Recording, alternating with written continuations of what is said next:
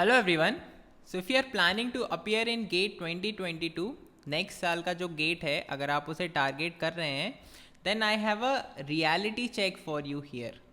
तो जैसा कि हमें पता है that we are in the month of July now and GATE happens in the month of February. So gate will be there in the month of February 2022 and we are in the month of July now. तो जुलाई से लेके हमारे पास February तक का time है and that means that we have 7 months here. Now let's break this time. So अगर हम 7 months में गेट की प्रिपरेशन करने का प्लान कर रहे हैं तो at least January we'll have to completely leave for the revision as well as attempting all the tests, so that will go in that. तो उसके हिसाब से we have 6 months of time left. हमारे पास 6 महीने का टाइम है. Now let's have a look at the syllabus for GATE. So we have all these 13 topics. I mean there are actually 14, so I have combined hydrology and irrigation. तो उस हिसाब से यहाँ पे 13 टॉपिक्स हैं और इंडिविजुअली अगर एक एक टॉपिक का देखा जाए, जैसे कि strength of material has about 9 topics. If you are covering it using our content then it has 9 topics and on an average, मतलब अगर आपने पहले नहीं पढ़ा है या पहले सिर्फ थोड़ा बहुत पढ़ा है तो इतना टाइम तो लगेगा ही. पहली बार पढ़ने में इतना टाइम तो आपको strength of materials and mechanics cover करने में लगेगा ही.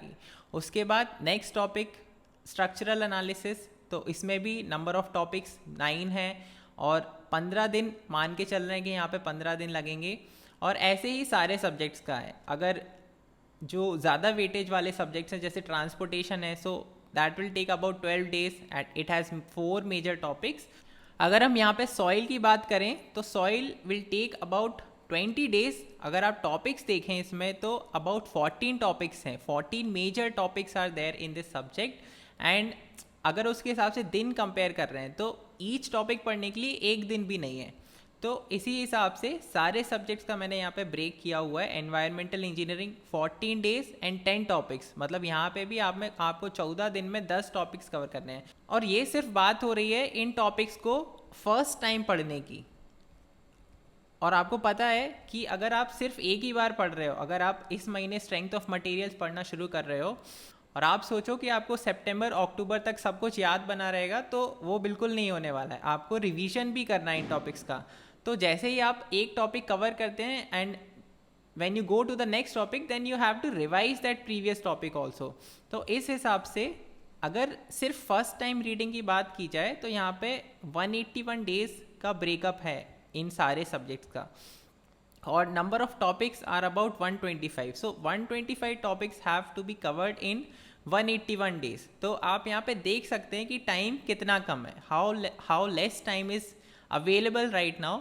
और इसके बाद भी अगर आप सीरियस नहीं हो पा रहे हैं, if you are not serious for your preparation from the month of July, I mean from this point onward, if you are giving sufficient time, अगर आप सफिशिएंट टाइम दे रहे हो तो आप ये टॉपिक्स कवर भी कर सकते हो और साथ में रिवाइज भी कर सकते हो. और एंड में आके आप सफिशिएंटली टेस्ट दे सकते हो, रिवीजन भी कर सकते हो. But each day from this month onward it will take some part of the syllabus out of your reach. मतलब अगर आप अभी से सीरियस नहीं हो रहे हो तो ईच डे, मतलब अगर आपने इस मंथ में पढ़ाई नहीं की तो हर दिन के हिसाब से you will have to leave some or the other topic. आप पूरे टॉपिक्स कवर नहीं कर पाओगे.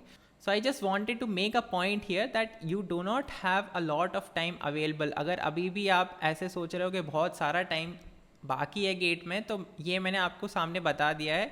You have about 6 months और उस 6 month में आपको ये सब्जेक्ट्स पढ़ने भी हैं और इनका रिवीजन भी करना है.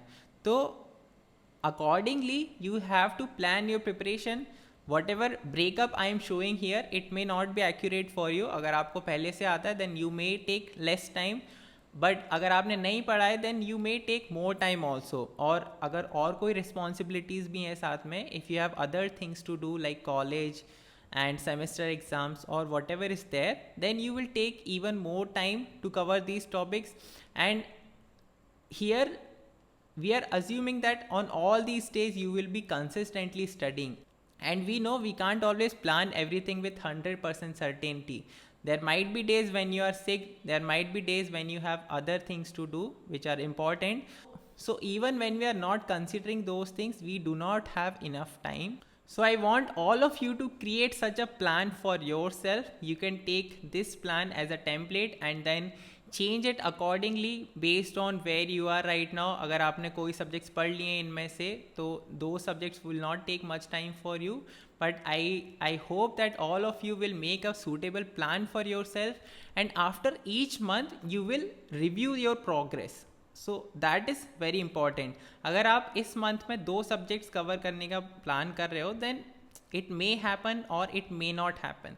तो आपको ये रिव्यू भी करना है. At the end of July you will have to review your progress, और ये देखना है कि क्या कवर नहीं हो पाया, और जो नहीं कवर हुआ वो क्यों नहीं हुआ, and how will you incorporate those remaining topics in the coming days.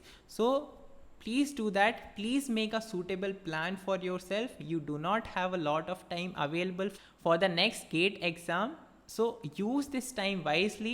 Whatever time you have right now, it will not come back. The energy that you can put right now at your current age, that will also diminish with the passing of the age. You may not feel like giving this exam with the same energy level that you can give right now. So please do not delay and use this data, the time frame that you have available to you, and plan your preparation and act on that plan. And obviously there will be flaws, you may not able to follow that plan, then review it at the end of each month or at the end of each week and incorporate the remaining topics. So this is what I wanted to say today. I hope this video is helpful to you. Let me know if you have any other questions.